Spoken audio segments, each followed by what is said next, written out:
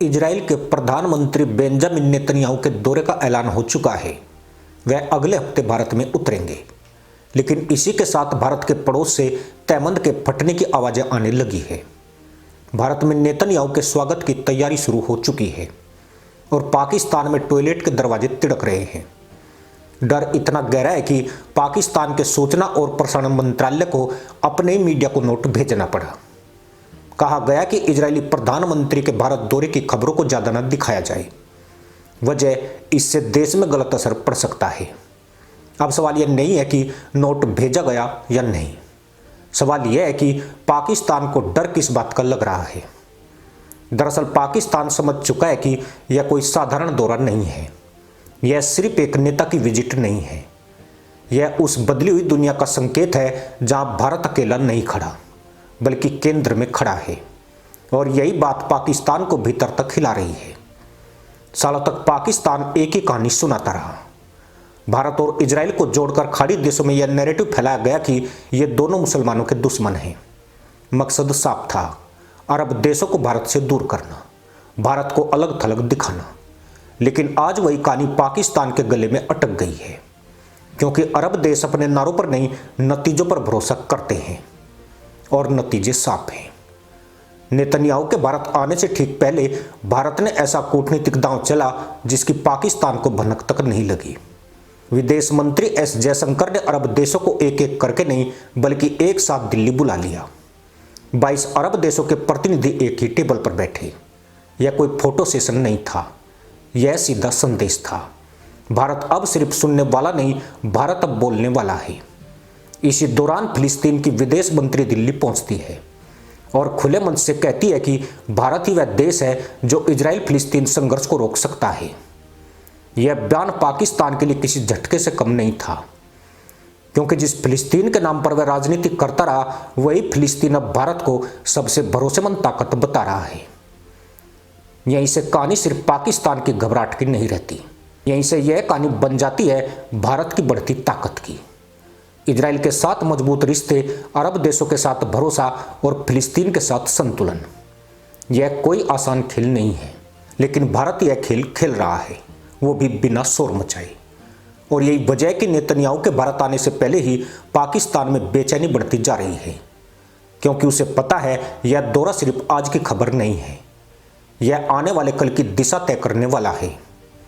और अब सवाल यह नहीं है कि नेतन्याहू भारत क्यों आ रहे हैं, असली सवाल यह है कि उनके आने के बाद क्या क्या बदलने वाला है।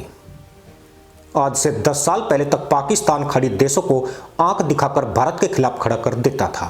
उम्मा इस्लामी की एकजुटता, फिलिस्तीन, ये सब शब्द हथियार थे। लेकिन आज वही हथियार जंग खाए पड़े हैं, क्योंकि दुनिया बदल चुकी है और पाकिस्तान वही पुरानी स्क्रिप्ट पढ़ रहा है। लेकिन मामला सिर्फ इतना नहीं है, असली दर्द कहीं और है। असली चोट वहां लगी है जहां पाकिस्तान को लगा था कि उसका किला सबसे मजबूत है। भारत ने वो कर दिया है जिसकी पाकिस्तान ने कभी कल्पना भी नहीं की थी। इजराइल और भारत की दोस्ती को मुद्दा बनाकर पाकिस्तान सालों से खाड़ी देशों में एक ही कहानी फैलाता रहा, यही कि ये दोनों देश मुसलमानों के सबसे बड़े दुश्मन हैं। मकसद साफ था, अरब दुनिया में भारत की साख गिराना, उसे अलग थलग करना। लेकिन हर बार की तरह इस बार भी पाकिस्तान की चाल उल्टी पड़ गई। आज हालात यह है कि वही अरब देश भारत की कूटनीति की खुलकर तारीफ कर रहे हैं। वही देश भारत को मिडिल ईस्ट में संतुलन बनाने वाली ताकत मान रहे हैं, और पाकिस्तान वो बैठकर टीवी स्क्रीन बंद करा रहा है। आप जरा घटनाक्रम को सीधा और साफ समझिए। नेतन्याहू के भारत आने की खबर से ठीक पहले भारत के विदेश मंत्री एस जयशंकर ने मिडिल ईस्ट को लेकर एक के बाद एक ऐसी चालें चली जिससे पाकिस्तान की नींद उड़ गई। जयशंकर ने अरब देशों को एक एक करके नहीं बल्कि एक साथ दिल्ली बुलाया। 22 अरब देशों के प्रतिनिधि एक ही टेबल पर बैठे और संदेश साफ था, भारत अब सिर्फ दोस्ती की बात नहीं करता, भारत अब दिशा तय करता है। इसी बीच दिल्ली पहुंची फिलिस्तीन की विदेश मंत्री वारसेन आगा बेकियम शाहीन, और यहां पर खेल पूरी तरह पलट गया। जयशंकर से मुलाकात के बाद उन्होंने खुले मन से कहा कि भारत ही वह देश है जो इजराइल फिलिस्तीन युद्ध को रोक सकता है। उन्होंने कहा कि प्रधानमंत्री मोदी की इजराइल से दोस्ती और अरब देशों से भरोसेमंद रिश्ते उन्हें दुनिया का सबसे मजबूत मध्यस्थ बनाते हैं। फिलिस्तीन ने भारत से गाजा के पुनर्निर्माण में बड़ी भूमिका निभाने की अपील की। सोचिए, यही फिलिस्तीन है जिसे पाकिस्तान हमेशा अपने नाम पर इस्तेमाल करता रहा। आज वही फिलिस्तीन भारत को उम्मीद बता रहा है। यह कोई भावनात्मक बयान नहीं था, इसके पीछे ठोस काम है। पिछले 10 सालों में भारत ने फिलिस्तीन को $120 मिलियन से ज़्यादा की मदद दी है। अस्पताल बने, स्कूल बने, IT सेंटर बने। भारत ने कभी कैमरे के सामने शोर नहीं मचाया, लेकिन जमीन पर काम किया। अब दूसरी तरफ तस्वीर देखिए। भारत और इजराइल के रिश्ते आज सिर्फ दोस्ती तक सीमित नहीं है, यह साझेदारी सुरक्षा की रीढ़ बन चुकी है। इजराइल आज भारत का दूसरा सबसे बड़ा रक्षा सप्लायर है। 2014 से लेकर अब तक भारत और इजराइल के बीच करीब $10 अरब के रक्षा सौदे हो चुके हैं। ड्रोन तकनीक, missile defence system, border surveillance, सब में इजरायली तकनीक भारत की ताकत बढ़ा रही है। सूत्रों की माने तो नेतन्याहू के दौरे से पहले ही ड्रोन और मिसाइल डिफेंस को लेकर एक नया समझौता लगभग तय हो चुका है, यानी भारत की सीमाएं और मजबूत होने वाली है।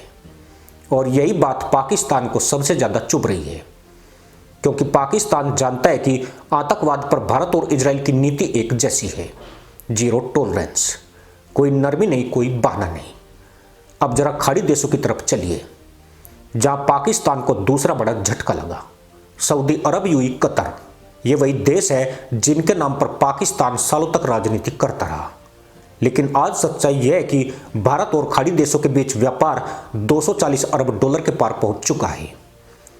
यूएई आज भारत का तीसरा सबसे बड़ा ट्रेड पार्टनर है। सऊदी अरब भारत को अपने कुल तेल निर्यात का बड़ा हिस्सा देता है। भारत अपनी कुल ऊर्जा जरूरत का करीब 18% तेल सऊदी अरब से लेता है। और यही वजह है कि जब दिल्ली में अरब देशों की बैठक हुई तो उसकी सह अध्यक्षता यूएई ने की। यह कोई छोटी बात नहीं है। यूएई वही देश है जिसने इजराइल से रिश्ते सामान्य किए और भारत के साथ रणनीतिक साझेदारी को नई ऊंचाई दी। जयशंकर ने साफ कहा, भारत की ऊर्जा सुरक्षा से कोई समझौता नहीं होगा।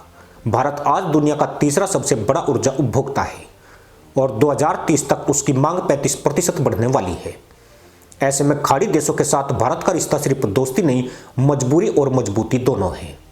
इस बैठक में एक और बड़ा मुद्दा था जिसे खुलकर नहीं कहा गया, लेकिन सब समझ गए। IMEC यानी भारत मध्य पूर्व यूरोप आर्थिक गलियारा।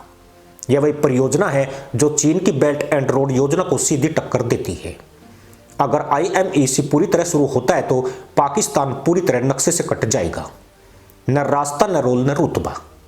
यही वजह है कि पाकिस्तान में बेचैनी बढ़ती जा रही है। वहां के अखबार कभी अरब देशों को कोस रहे हैं, कभी भारत इजराइल रिश्तों को लेकर डर फैला रहे हैं। लेकिन सच्चाई यह है कि दुनिया बदल चुकी है। भारत इस वक्त ब्रिक्स की अध्यक्षता कर रहा है। ब्रिक्स देशों की कुल GDP करीब $30 ट्रिलियन है। जयशंकर इसे ग्लोबल साउथ की आवाज बना रहे हैं। इसमें अरब देशों का समर्थन भारत के लिए ताकत बन रहा है। आज भारत उन गिने चुने देशों में है जो एक साथ इजराइल से भी बात करता है, फिलिस्तीन को भी भरोसा देता है और अरब देशों के साथ भी मजबूत रिश्ते रखता है, बिना शोर, बिना झुकाव। और यही बात पाकिस्तान को सबसे ज्यादा परेशान कर रही है, क्योंकि अब पाकिस्तान के पास न कहानी बची है, न सुनाने वाला मंच। उसके टीवी चैनलों पर सच्चाई दिखाने से डर लग रहा है, इसलिए दरवाजे बंद किए जा रहे हैं, खबरें रोकी जा रही है। जब नेतन्याहू भारत आएंगे तो यह सिर्फ एक दौरा नहीं होगा, यह उस नई दुनिया की तस्वीर होगी जहां भारत बीच में खड़ा है, मजबूत, संतुलित और निर्णायक। और पाकिस्तान वो बाहर खड़ा होकर दरवाजे हिलने की आवाजें सुनता रह जाएगा। इसी के साथ अनुमति दोस्तों, जय हिंद, वंदे मातरम।